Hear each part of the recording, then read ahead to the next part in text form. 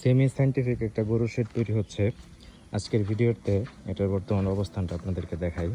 এটাকে semi scientific বলার উদ্দেশ্য হচ্ছে এটা পুরোপুরি সায়েন্টিফিকভাবে তৈরি করা হচ্ছে না, কারণ সায়েন্টিফিক ওয়েতে যেগুলো গরু শেড তৈরি হয় সেখানে সাধারণত গরু থাকে হচ্ছে ওপেন, দড়ি ছাড়া, গরুর গলায় কোনো দড়ি থাকবে না।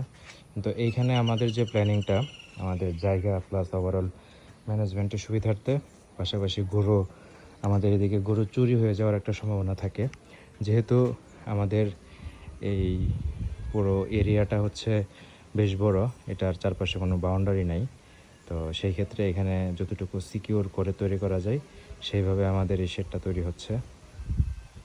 এখানে ফ্লোর থেকে হচ্ছে 2.5 ফিটের একটা ওয়াল দেওয়া আছে, আর পাশাপাশি এটার মাঝখানে থাকবে হচ্ছে গরুর খাবারের পাত্র, এবং এই খাবারের পাত্রটা থাকবে ফুললি সায়েন্টিফিক ওয়েতে, মানে গরুর যে খুরের লেভেল আছে সেই লেভেল থেকে যাতে সে খাবার উঠিয়ে খেতে পারে সেইভাবে এখানে খাবারের পাত্রটা সেট আপ হবে। এই পাশে গরুগুলো থাকবে, মূলত এই দিক দিয়ে হচ্ছে গরু বের হবে, আর পাশাপাশি এটা হচ্ছে বারান্দা।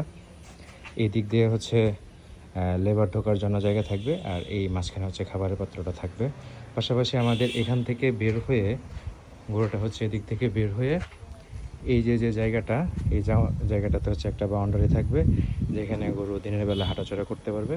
এখানে ওপেন থাকবে আর কি, দড়ি ছাড়া, এবং এখানে কিছু খাবারের পাত্র থাকবে, পানির পাত্র থাকবে, যেগুলো দিনের বেলা এখানে খাবার দেওয়া হবে, পানও দেওয়া হবে। আর এইখানে হচ্ছে গরু থাকবে।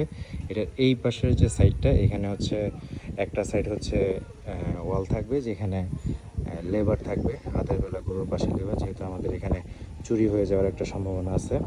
আর এইটার ঘরের যে হাইট, এটা মূলত এখান থেকে একদম এটার যে টপ আছে এই টপের হাইট আছে 18 ফিটের মতো, আর সাইডের 18 ফিট না, মেবি 16 ফিটের মতো আছে। এটা অ্যাকুরেটলি মেপে এই ঘরের বিস্তারিত একটা ভিডিও দেওয়া হবে, এবং এটার কস্টিংয়ের একটা ভিডিও দেওয়া হবে টোটাল কতটুকু।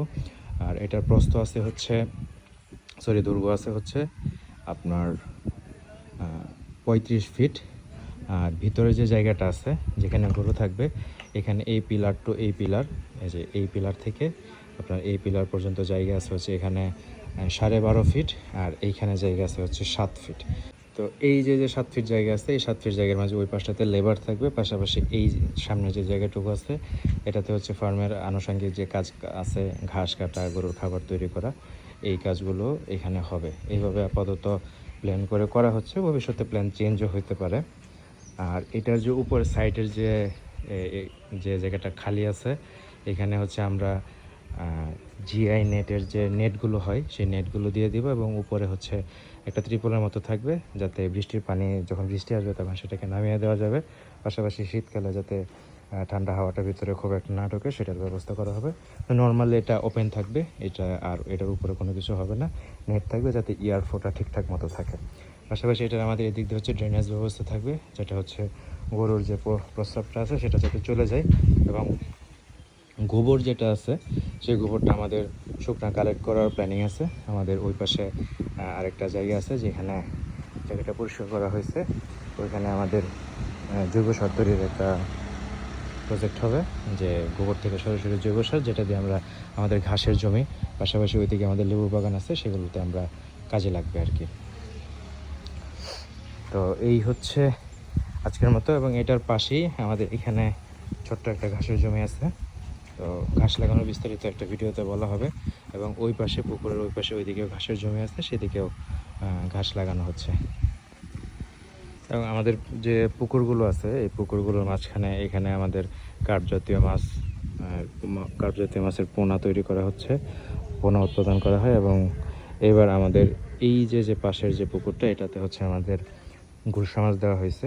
তো সেটার একটা ভিডিওতে কোনো এক সময় সুযোগ পেলে সেটা শেয়ার করা হবে, যে গুলশা মাছের আমরা কিভাবে সেটা কাজ করতেছি। পাশাপাশি ওই পাশে আরেকটা পুকুর আছে, যেটা হচ্ছে আমাদের 5 নম্বর পুকুর। 5 নম্বর পুকুরে হচ্ছে তেলাপিয়া দেওয়া হবে।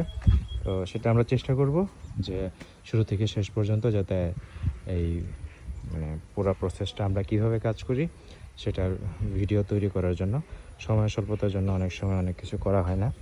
তো এখন থেকে চেষ্টা করব নিয়মিত ভিডিও তৈরি করে এই জিনিসগুলো আপনাদেরকে জানানোর জন্য।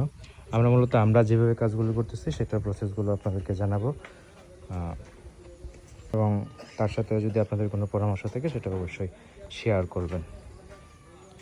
তো এই ছিল আজকের মতো, সবাই আমাদের জন্য দোয়া করবেন। আসসালামু আলাইকুম।